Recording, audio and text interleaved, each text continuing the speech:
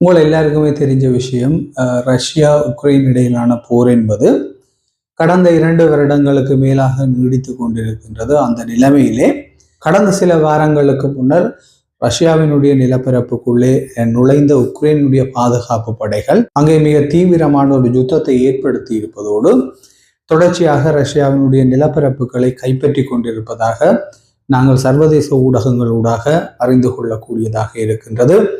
இரு நாடுகளுக்கு இடையிலும் ஏற்பட்டிருந்த அந்த யுத்த நிலைமை என்பது மிக மிக மோசமாக மாறியிருக்கின்றது. ஏற்கனவே ரஷ்யா உக்ரைனுடைய நிலப்பரப்புகளை ஆக்கிரமித்திருக்கின்ற நிலைமையிலே உக்ரைன் தற்போது ரஷ்யாவினுடைய நிலப்பரப்புகளை ஆக்கிரமிக்கும் யுத்தத்தை ஆரம்பித்திருக்கின்றது. இந்த யுத்தத்தினாலே லட்சக்கணக்கான ரஷ்ய மக்கள் தங்களுடைய இருப்பிடங்களில் இருந்து வெளியேற்றப்பட்டிருக்கின்றார்கள். அங்கே எண்ணெய் கிடங்குகள் மீது தாக்குதல் நடத்தப்பட்டிருக்கின்றது. மின்சார விநியோகத்தை மேற்கொள்கின்ற அணுமின் நிலையம் மீது தாக்குதல் நடத்தப்படலாம் என்ற அச்சுறுத்தல் எழுந்திருக்கின்றது. இவ்வாறான மிக தீவிரமான மோதல் நிலைமைகளுக்கு மத்தியிலே இரு நாடுகளுக்கு இடையிலும் எல்லை தாண்டிய யுத்தங்கள் நடைபெற்று கொண்டிருக்கின்ற ஒரு சூழலிலே லட்சக்கணக்கான மக்கள் பாதிக்கப்பட்டிருக்கின்ற ஒரு சூழலிலே 3ஆம் உலக போருக்கான கதவுகள் திறக்கப்பட போகின்றன என்று சர்வதேச அளவிலே ஒரு பதட்டம் ஏற்பட்டிருக்கின்ற ஒரு சூழலிலே ரஷ்யாவினுடைய மிக நெருங்கிய சகா, ரஷ்யாவினுடைய தவிர்க்க முடியாத நண்பன் என்று கூறப்படுகின்ற ஒரு நாட்டினுடைய பிரதமர் உக்ரைன் நாட்டுக்கு விஜயம் செய்ய உள்ளார். இந்த விஜயம் எதற்கானது? இந்த விஜயத்தின் பின்னால் ஏதாவது சமாதான முயற்சிகள் இருக்குமா போன்ற சில விடயங்களை இந்த பதிவிலே பார்க்க இருக்கின்றோம். நீங்கள் பார்த்து கொண்டிருப்பது ஜேசெட் தமிழ் யூடியூபர். தொடர்ந்து முழுமையான வீடியோ பதிவுக்குள்ளே போவோம். நாங்கள் பரவலாக அறிந்த ஒரு விடயம்தான் இந்த ரஷ்யா உக்ரைன் மோதல் என்பது கடந்த 2 வருடங்களை தாண்டி அந்த யுத்தம் என்பது தொடர்ச்சியாக நடைபெற்று கொண்டிருக்கின்றது. ஒரு பக்கம் ரஷ்யாவினுடைய படைகள் உக்ரைனுடைய நிலப்பரப்புகளை ஆக்கிரமித்திருக்கின்றன. இந்த நிலைமையிலே கடந்த சில வாரங்களாக உக்ரைனுடைய இராணுவம் அல்லது பாதுகாப்பு படை ரஷ்யாவினுடைய நிலங்களை ஆக்கிரமிக்கின்ற யுத்தத்தை ஆரம்பித்திருக்கின்றது. இந்த யுத்தத்திலே ரஷ்யாவினுடைய ஒரு பகுதி நிலம் கைப்பற்றப்பட்டுள்ளதாக கூறப்படுகின்றது. ரஷ்யாவினுடைய ஒரு பகுதி நிலம் என்று குறிப்பிடுகின்ற போது மிக குறுகிய நிலம்தான். அந்த நிலத்தை உக்ரைனிய படைகள் ஆக்கிரமித்திருக்கின்றன. எனினும் மிக குறுகிய நிலமாக இருந்தாலும் ரஷ்யாவுக்கு மனதளவிலே அதனுடைய இராணுவ வலு அளவிலே குறுகிய நிலம் என்றாலும் அதற்கு பெரிய இழப்பாகத்தான் இருக்கின்றது. இந்த நிலைமையிலே இரு நாட்டு படைகளும் 2 நாடுகளுக்குள்ளும் உள்நுழைந்து அங்கு மிக தீவிரமான போர் நடைபெற்று கொண்டிருக்கின்றது. நாங்கள் அனைவரும் அறிந்த ஒன்று. ரஷ்யாவினுடைய மிக நெருங்கிய நண்பன், ரஷ்யாவினுடைய தவிர்க்க முடியாத ஒரு சகா என்று குறிப்பிடப்படுகின்ற ஒரு நாடு இருக்கின்றது. அது எங்களுடைய நாட்டுக்கு, அதாவது இலங்கைக்கு மிக அண்மையில் இருக்கின்ற ஒரு நாடு. அந்த நாடு எது என்பது உங்கள் எல்லாருக்குமே தெரியும். அதுதான் இந்தியா. இந்தியாவுக்கும் ரஷ்யாவுக்கும் இடையிலான ராஜதந்திர மற்றும் பாதுகாப்பு நட்புறவு என்பது யாராலும் கணிப்பிடப்பட முடியாத, யாராலும் இடை போட முடியாத ஒரு விடயமாக இருக்கின்றது. அந்த 2 நாடுகளுக்கு இடையில் இருக்கின்ற பாதுகாப்பு மற்றும் ராஜதந்திர நட்பு என்பது.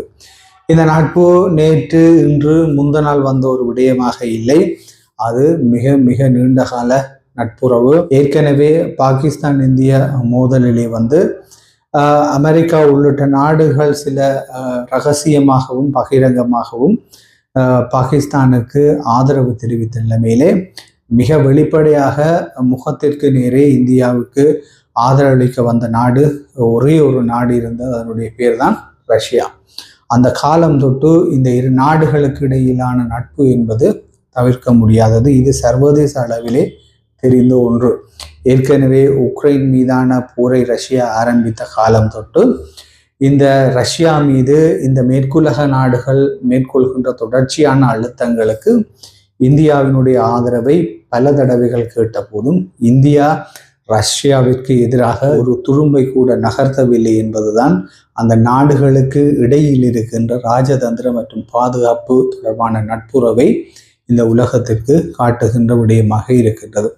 இந்த நிலைமையிலே உக்ரைனுக்கும் ரஷ்யாவுக்கும் இடையிலே போர் நடைபெற்று கொண்டிருக்கின்றது. ரஷ்யாவினுடைய நிலப்பரப்புக்குள்ளே உக்ரைனுடைய இராணுவங்கள் நுழைந்திருக்கின்றன. அங்கே ரஷ்ய மக்கள் இடம்பெயர்ந்திருக்கின்றார்கள். மறுபக்கம் ரஷ்யா உக்ரைன் மீது ஆக்கிரமிப்பை மேற்கொண்டிருக்கின்றது.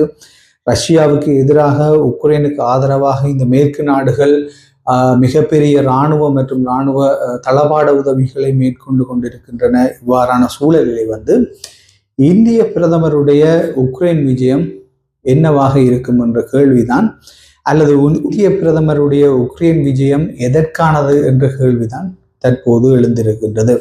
குறிப்பாக இரண்டு நாடுகளுக்கு இடையிலான, அதாவது இந்தியா உக்ரைன் இடையிலான பாதுகாப்பு மற்றும் நல்லுறவு தொடர்பான விடயங்களை கலந்தாலோசிப்பதற்கான கலந்துரையாடலாக அல்லது விஜயமாகத்தான் இந்த விஜயம் இருக்கும் என்று கூறப்படுகின்ற போதும், இந்த ரஷ்யா உக்ரைன் மோதல் தொடர்பிலே ஏற்கனவே இந்தியா நடுநிலைமை வகிக்க முன்வந்ததோடு இரண்டு நாடுகளுமே இந்த யுத்த இழப்புகளை தவிர்த்து கொள்ளும் பொருட்டு அமைதியை பேண வேண்டும் என்ற கோரிக்கையை இந்தியா முன்வைத்திருந்த நிலைமையிலே இந்திய பிரதமர் நரேந்திர மோடி எதிர்வரும் 23ஆம் தேதி, அதாவது நாளை மறுதினம் வெள்ளிக்கிழமை உக்ரைன் நாட்டுக்கான விஜயத்தை மேற்கொள்ள இருக்கின்றார்.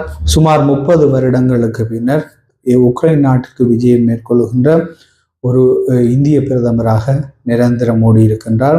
உக்ரைன் நாட்டினுடைய ஜனாதிபதி ஜெலன்ஸ்கி வெளியிட்டிருக்கின்ற அறிக்கையிலே, அதாவது இந்திய பிரதமருடைய உக்ரைன் வருகை குறித்த அறிக்கையிலே இந்த இரண்டு நாடுகளுக்கு இடையிலான பொருளாதாரம், வர்த்தகம், பாதுகாப்பு போன்ற விடயங்கள் தொடர்பிலே இந்திய பிரதமர் தம்மோடு பேச இருப்பதாக அந்த அறிக்கையிலே குறிப்பிட்டிருக்கின்றார். ஆனால் ரஷ்ய ஜனாதிபதி புடினை சந்தித்து ஒரு சில வாரங்களை கடந்த நிலைமையிலே இந்திய பிரதமர் உக்ரைன் நாட்டுக்கு விஜயம் செய்வது என்பது அவ்வளவு சாதாரணமாக அல்லது அவ்வளவு எளிதாக கடந்து செல்லக்கூடிய ஒரு சந்திப்பாக அமைய போவதில்லை என்பதுதான் சர்வதேச அளவிலே இருக்கின்ற ஒரு ஆர்வமாக இருக்கின்றது.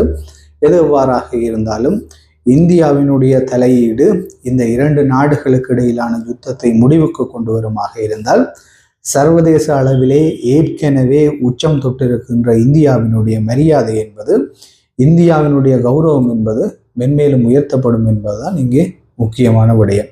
இதான் இன்றைய பதிவினுடைய பிரதான விடயம். நாளை மேலும் ஒரு வீடியோ பதிவில் சந்திப்போம். நன்றி, வணக்கம்.